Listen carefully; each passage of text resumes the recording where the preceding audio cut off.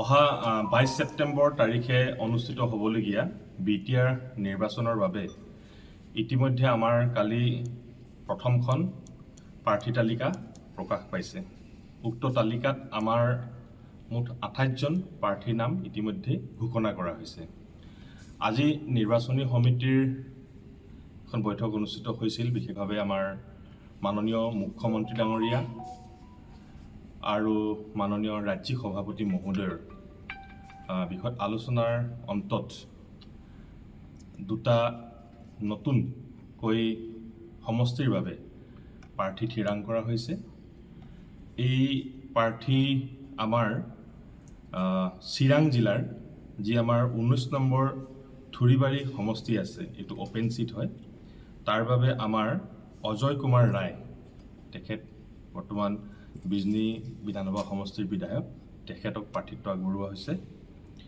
আৰু দ্বিতীয়টো হৈছে আমাৰ বাক্সা জিলাৰ 24 নম্বৰ মুছলপুৰ, এইটো এছটিৰ বাবে সংৰক্ষিত।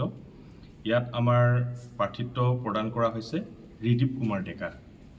আজি দ্বিতীয়খন তালিকাত দুটা আমাৰ সমষ্টিৰ বাবে, পৰিষদীয় সমষ্টিৰ বাবে দুগৰাকী প্ৰাৰ্থীৰ নাম ঘোষণা কৰা হৈছে। মই পুনৰ কৈছোঁ যে চিৰাং জিলাৰ 19 নম্বৰ থুৰিবাৰী যিটো সমষ্টি আছে, সেই সমষ্টিৰ বাবে বিজনী সমষ্টিৰ বৰ্তমান বিধায়ক অজয় কুমাৰ ৰয় ডাঙৰীয়াক দিয়া হৈছে।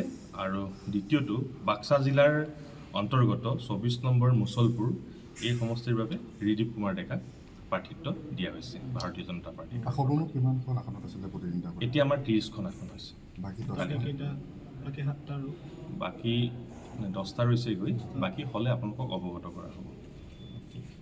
যিকোনো খবৰৰ বাবে যোগাযোগ কৰক 7099017330 লগতে 7099017110 নম্বৰত।